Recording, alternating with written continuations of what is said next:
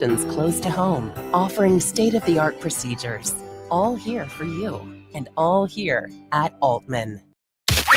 Now, back to Canton's Morning News with Pam Cook on WHBC. And good morning, everyone. Of course, this is the time when we like to have a chat with Bobby DiBiasio from the Cleveland Guardians. And we are obviously live on Facebook as well right this very second. How you doing, Bob? I'm doing great, Pam. How are you this morning? So far, so good. You know, I'm rocking the NFL stuff a little bit this morning since it's Hall of Fame game day. Yeah. The game of baseball is really bizarre.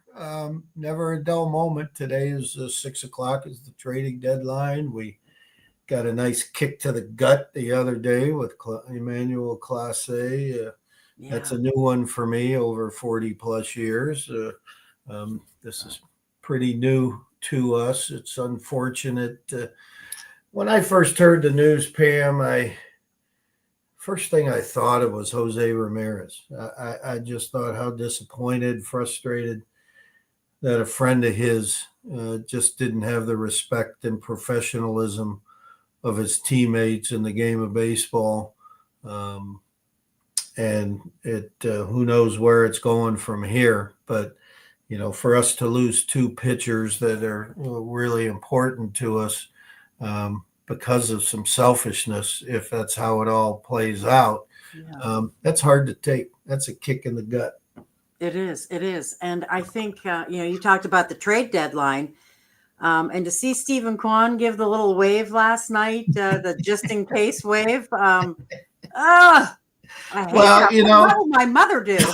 Yeah, it's pretty interesting whether that happens or not. It's an education process for young players that you sit and talk to them about how these things come about.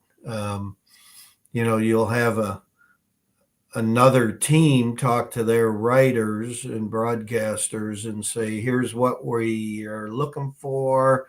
And the writers will sit there and go, well, if they're looking for, good outfielder with some speed and, they need to have on base.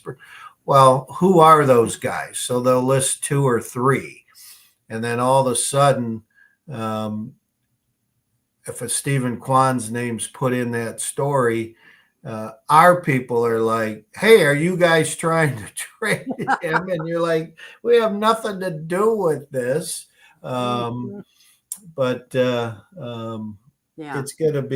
gonna be pretty interesting to see how it all unfolds by 6 o'clock tonight. And man, I can remember back to when we traded Kenny Lofton, not at the trading deadline, but at the end of spring training in '97 for Marquise Grissom and David Justice, and Kenny was so upset.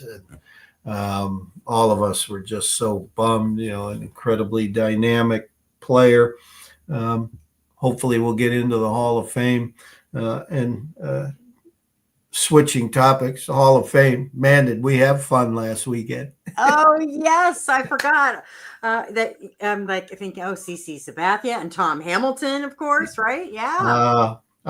Our few days got in there on Thursday, and Cooperstown is just an absolutely special place. It's Norman Rockwell-esque Main Street and that quaint village. It's just as magical as a place you could ever find. And to spend 3 days there and 90% of it, 99% of it celebrating Hammy.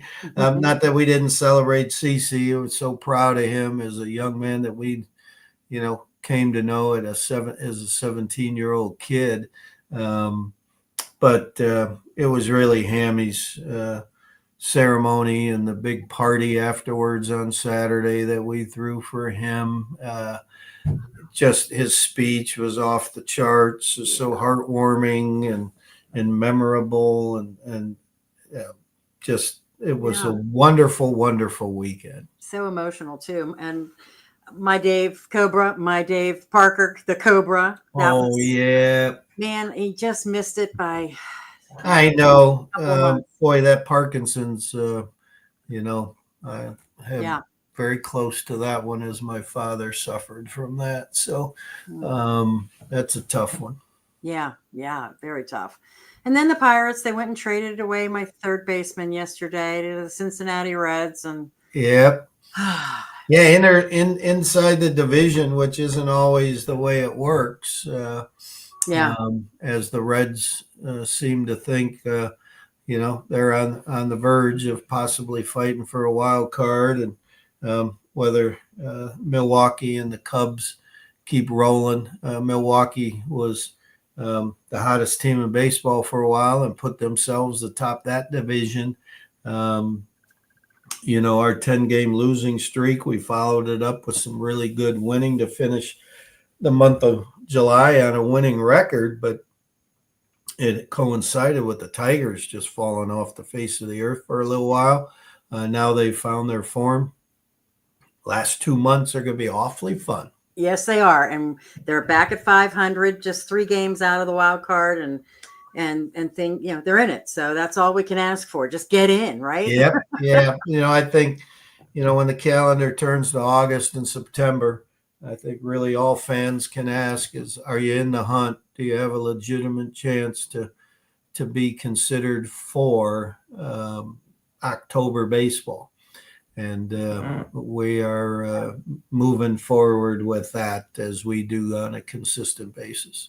All right. So they open a series tomorrow, correct? Yep. Minnesota comes in to start the month of August. Going to be a real fun promotionally. Free Shirt Friday, Sugardale Dollar Dogs, Phantom Fireworks post game.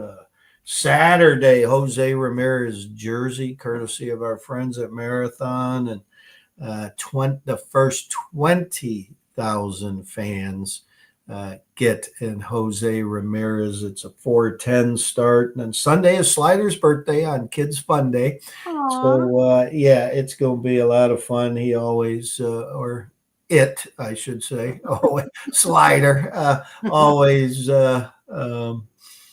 has a lot of friends come to town. So He'll be celebrating. If you're a mascot fan, get to the ballpark on Sunday, and you'll be treated to a whole lot of fun for Slider's birthday. That's awesome. All right, Bob. Well, we will chat again very soon, sir. You have a good one. Thank you, Pam. Take care. Go Guardians.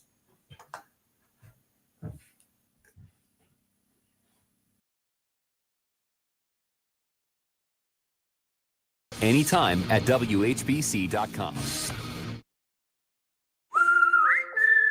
Hey, it's Matt, your leaf filter trusted pro. Gutters are an often neglected part of the home. They're also one of the most important. Clogged over